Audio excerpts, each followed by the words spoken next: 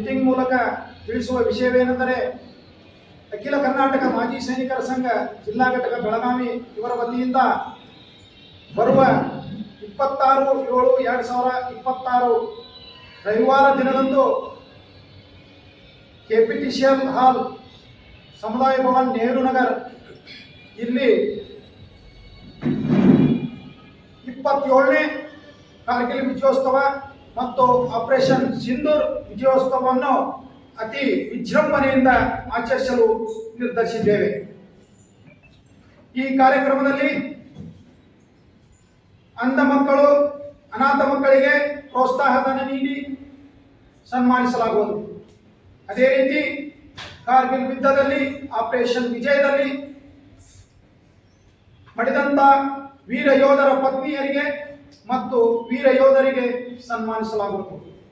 ಅದೇ ರೀತಿ ನಿವೃತ್ತಿ ನಂತರ ಸಮಾಜದಲ್ಲಿ ಒಳ್ಳೆಯ ಸಮಾಜ ಸೇವೆ ಮಾಡಿದಂಥ ನಿವೃತ್ತ ಸೈನಿಕರನ್ನು ಗುರುತಿಸಿ ಅವರಿಗೆ ಜನರಲ್ ಕರೆಪ್ಪ ಅವಾರ್ಡ್ ಹಾಗೂ ಸೈನಿಕ ರತ್ನ ಅವಾರ್ಡ್ ಅನ್ನು ನೀಡಿ ಸನ್ಮಾನಿಸಲಾಗುವುದು.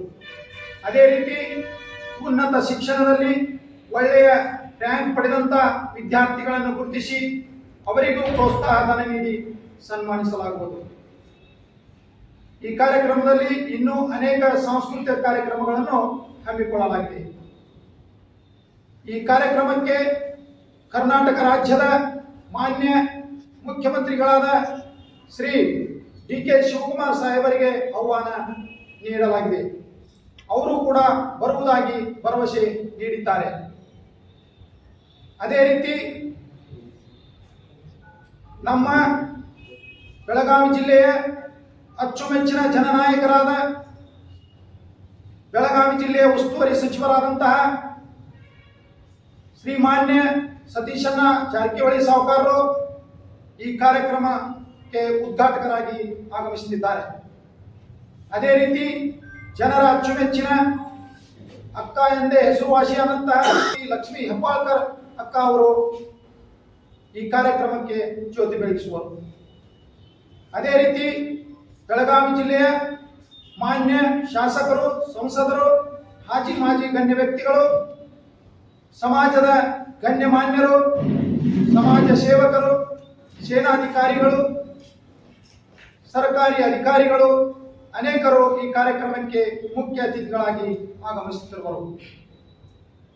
ಕಾರಣ ಬೆಳಗಾವಿ ಜಿಲ್ಲೆಯ ಎಲ್ಲ ಹಾಲಿ ಮತ್ತು ಮಾಜಿ ಸೈನಿಕರಿಗೆ, ವೀರ ನಾರಿಯರಿಗೆ, ವಿಧವಾ ಪತ್ನಿಯರಿಗೆ, ಸೈನಿಕ ಕುಟುಂಬದವರಿಗೆ ಮತ್ತು ಅರ್ಧ ಸೈನಿಕ ಬಲದ ಎಲ್ಲ ವೀರ ಯೋಧರಿಗೆ, ಸಮಾಜ ಸೇವಕರಿಗೆ, ಜನಸಾಮಾನ್ಯರಿಗೆ, ನವಯುವಕರಿಗೆ ಮತ್ತು ಎಲ್ಲ ದೇಶ ಪ್ರೇಮಿಗಳಿಗೆ ಈ ಕಾರ್ಯಕ್ರಮಕ್ಕೆ ಮರೆಯದೆ ಬಂದು ದೇಶಕ್ಕಾಗಿ ಪ್ರಾಣವನ್ನೇ ತ್ಯಾಗ ಮಾಡಿದಂಥ ವೀರ ಯೋಧರಿಗೆ ಶ್ರದ್ಧಾಂಜಲಿ ಅರ್ಪಿಸಿ ತಮ್ಮ ದೇಶ ಪ್ರೇಮವನ್ನು ವ್ಯಕ್ತಪಡಿಸಿ ಈ ಕಾರ್ಯಕ್ರಮವನ್ನು ಯಶಸ್ವಿಗೊಳಿಸಬೇಕೆಂದು ಅಖಿಲ ಕರ್ನಾಟಕ ಮಾಜಿ ಸೈನಿಕರ ಸಂಘ ಜಿಲ್ಲಾ ಘಟಕ ಬೆಳಗಾವಿಯವರ ವತಿಯಿಂದ ಹೃದಯಪೂರ್ವಕ ವಿನಂತಿಸಿಕೊಳ್ಳುತ್ತೇನೆ.